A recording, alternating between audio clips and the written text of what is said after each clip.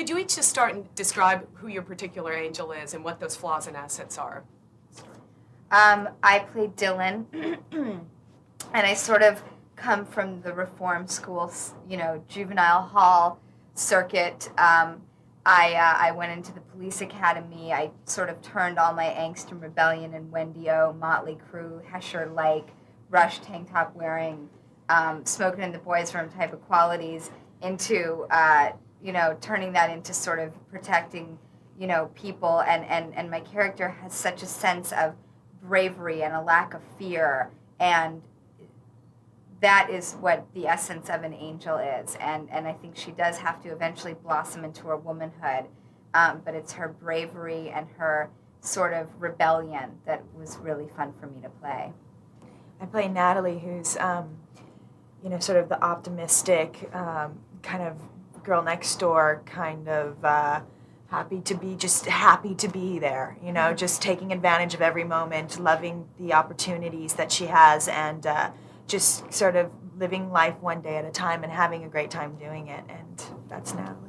I play Alex, who's grew up with a silver spoon in her mouth and has had everything given to her and handed to her on a silver platter, and she wants to balance being an angel and balance being somebody who is kind of like a Martha Stewart type person, and I think she struggles with that, and that's what her sort of trajectory in the story of this movie is. I'm the first person to raise my hand for putting myself into the most embarrassing situation I can possibly find. So to get up in front of, 150 amazing dancers and dance in front of them and just make a complete ass out of myself was like a thrill for me, and just what I live for and what I want to do with.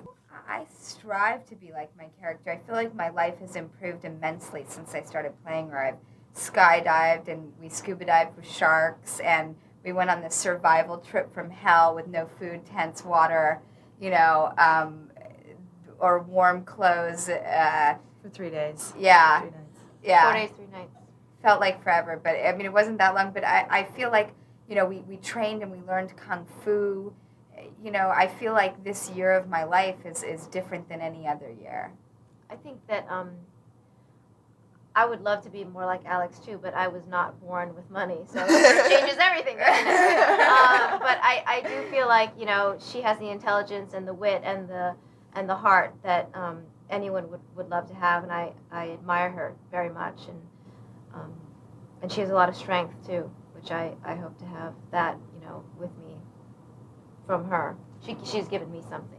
I mean, once you've achieved that level of strength and stamina and just that ability, it's hard when it falls away because it goes away so quickly that you can't help but to go, you know what, that was a great time, and you know that it's possible, and you want to keep that a part of your life. Yeah, I learned a lot from that whole training session, just about mental focus and how much you have to really put your mindset to something. It's not just physically, you have to really spiritually put yourself somewhere, and you have to put your soul there too, and you have to fall into a great deal of trust with the people that you work with and the people that are working with you, so that when they say you did it right or you need to do that again, you just give it up. You have, you can't control that situation. That's something that people are helping you with. And then it's the best feeling, isn't it?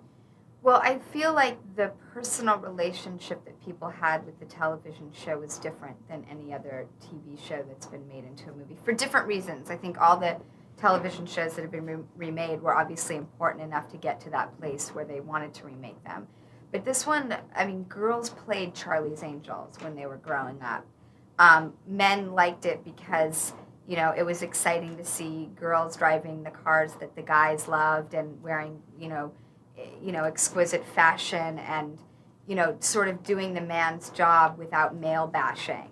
I think those are exciting things, and I think women love it because the women are empowered, they're smart, they're doing the detective work, they're solving the crimes, and they're having a really good time doing it. And also the fact that women can work together and be friends is amazing. It's not rare, it's just wonderful.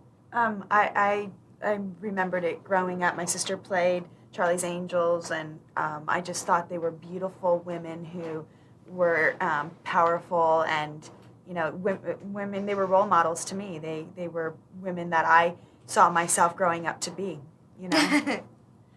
And I remember it vaguely, and I think that we played Charlie's Angels ourselves, and I don't know that much about the series in terms of the specifics and the outfits and the storylines, but I mean, Charlie's Angels just exists, and everyone was always in awe of the series.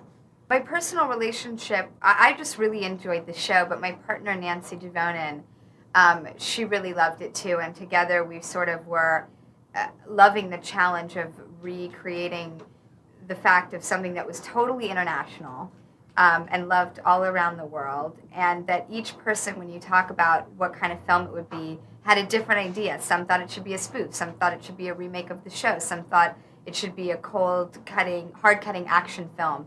Some people thought it should be a comedy. I thought, how do you amalgamate all those hopes and modernize it? And the fact that McGee, our director, was such a leader and combined all this cultural, knowledge and film and history and music and musicals and, incorporated them into a wonderful new film was yet honoring the series. We never wanted to insult the show. That was so important.